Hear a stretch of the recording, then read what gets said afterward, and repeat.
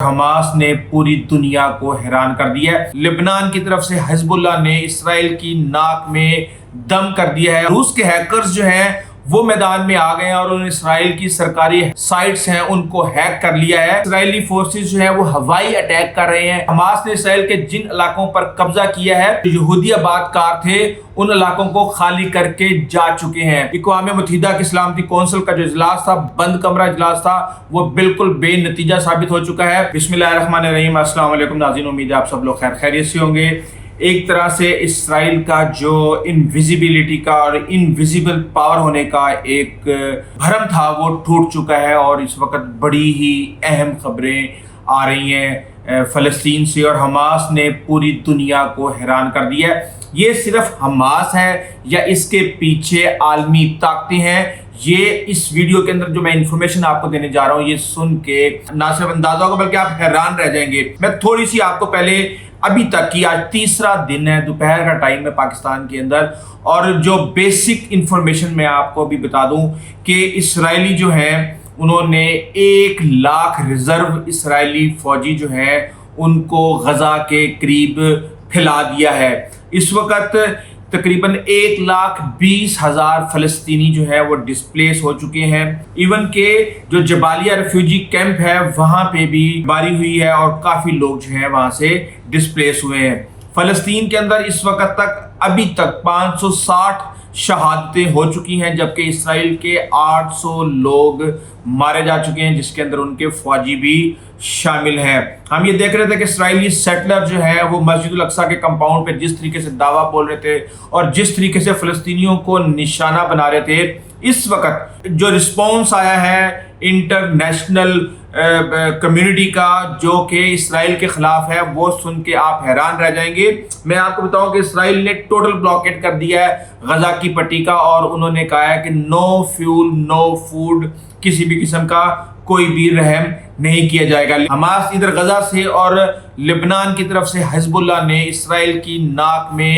دم کر دیا ہے، اور اب اسرائیل کو وہاں بھی اپنی فورس لگانی پڑ رہی ہے کسی بھی قسم کی واقعات سے بچنے کے لیے۔ لبنان کے حزب اللہ نے کہہ دیا ہے کہ اسرائیل کو جو سمجھا جاتا تھا کہ یہ ان سے لڑنا مشکل ہے اور یہ ان کا ڈیفنس جو ہے وہ ناقابل تسخیر ہے، تو یہ سب باتیں ہوا میں اڑ گئی ہیں۔ اور اس وقت آپ یہ دیکھ سکتے ہیں کہ جس طریقے سے امریکہ کورونا میں فیل ہوا تھا اور اس کی طاقت کا شرازہ چین کے سامنے بکھر گیا تھا،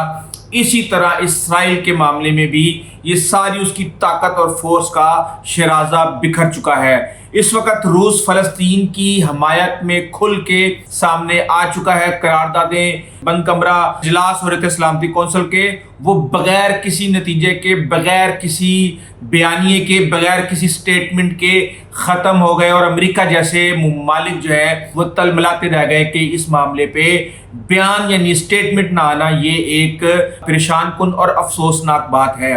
چین جو ہے وہ اس وقت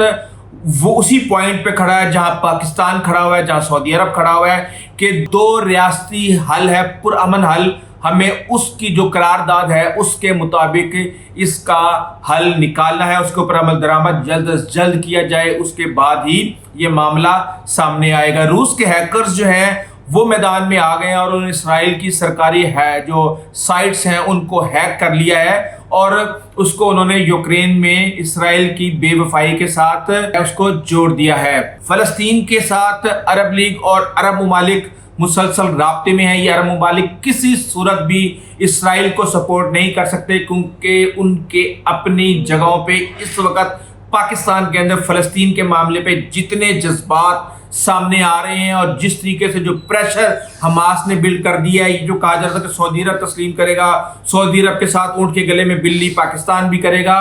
اس وقت جو جذبات ہیں قوم کے لوگوں کے، عرب ممالک میں لوگوں کے، اس کو دیکھ کے ایسے لگتا ہے کہ یہ اتنا آسان فیصلہ نہیں ہے، اس کے پیچھے ندیاں بہہ جائیں گی۔ اچھا، اب میں آپ کو بتاؤں کہ اسرائیلی فورسز جو ہیں وہ ہوائی اٹیک کر رہے ہیں، اپنی طاقت کو اکٹھا کرنے کی کوشش کر رہے ہیں، لیکن اس کے باوجود وہ یہ کہہ رہے ہیں کہ اس معاملے کے اوپر بہت زیادہ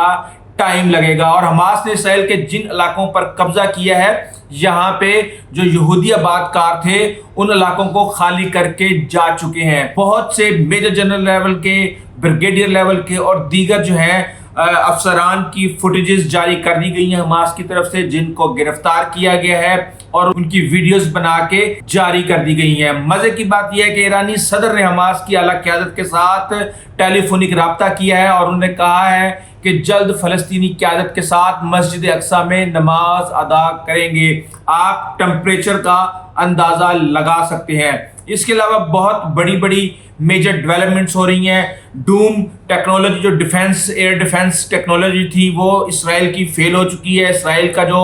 دفاع ہے وہ ناقابل تسخیر نہیں رہا، تو اس کی کرنسی بھی اس طرح ڈھیر ہو رہی ہے جس طرح ہونے کا حق ہوتا ہے، اور اس کے لیے بینک آف اسرائیل نے $30 بلین جو ہے مارکیٹ میں ڈال کے اپنی لوکل کرنسی کو بچانے کی کوشش کی ہے، ورنہ وہاں پہ لوگ اسرائیلی کرنسی کو دھڑا دھڑ بیچ کے ڈالرز اور دوسری اماؤنٹ خرید رہے تھے، اور انہوں نے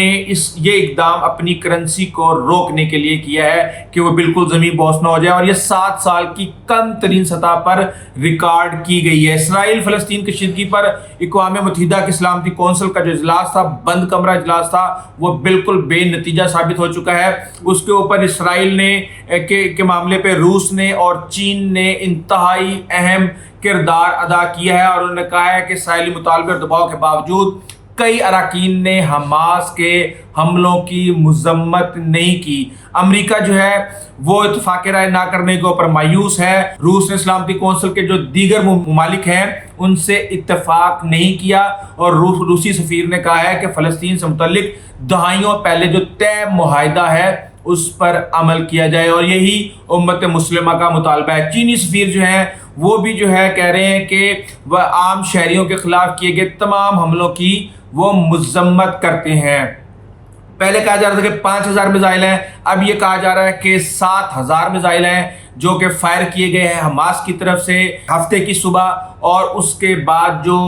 50 کے قریب جو ہیں وہ صہیونی فوجی، 700 سے زیادہ، بلکہ لیٹسٹ میں آپ کو بتا چکا ہوں کہ یہ اب 800 ہو چکا ہے، اور اس حوالے سے جو انفارمیشن ہے وہ آ رہی ہے مسلسل۔ نیپال کے وہاں پہ 10 لوگ مارے گئے ہیں، ہانگ کانگ کے 12 لوگ مارے گئے ہیں، 9 امریکی شہری مارے گئے ہیں، برطانوی مارے گئے ہیں، یوکرینی مارے گئے ہیں، اور کئی برطانوی شہری بھی اس کے اندر لاپتہ ہیں۔ اس جنگ کی وجہ سے تیل کی قیمتیں جو ڈیمانڈ کی وجہ سے برے طریقے سے گر رہی تھیں وہ بھی دوبارہ اوپر اٹھنا شروع ہو گئی ہیں، اور تقریباً 5% تک جو ہے اس کے اندر بہتری آئی ہے۔ ابھی جو خبریں آ رہی ہیں وہ یہ ہے کہ اسرائیل کے پاس ابھی اتنا اسلحہ نہیں ہے کہ وہ جارحانہ کارروائی کر سکے اور تمام فرنٹس پہ لڑ سکے، اور ان کے جو ڈیفنس سسٹم ہے اس کی کمزوریاں سب کی سب نکل کے عوام کے سامنے آ گئی ہیں۔ آئرن ڈوم سسٹم بھی جو ہے وہ بھی برے طریقے سے بے نقاب ہو چکا ہے، اور اس کے علاوہ بہت سی ایسی خبریں ہیں جو کہ ابھی آ رہی ہیں، اور اس حوالے سے ڈیفرنٹ چینلز کی جو لائیو اپڈیٹس ہیں وہ چل رہی ہیں۔ ابھی غزہ جو ہے وہ بلاکیڈ کے اندر ہے، سپلائیاں روک دی گئی ہیں فیول وغیرہ کے حوالے سے، اور یورپی یونین نے جو 8 پیمنٹس تھی فلسطین کی اس کو فریز کر دیا ہے۔ اب آپ یہ دیکھیں یہ کتنا ظلم ہے، اور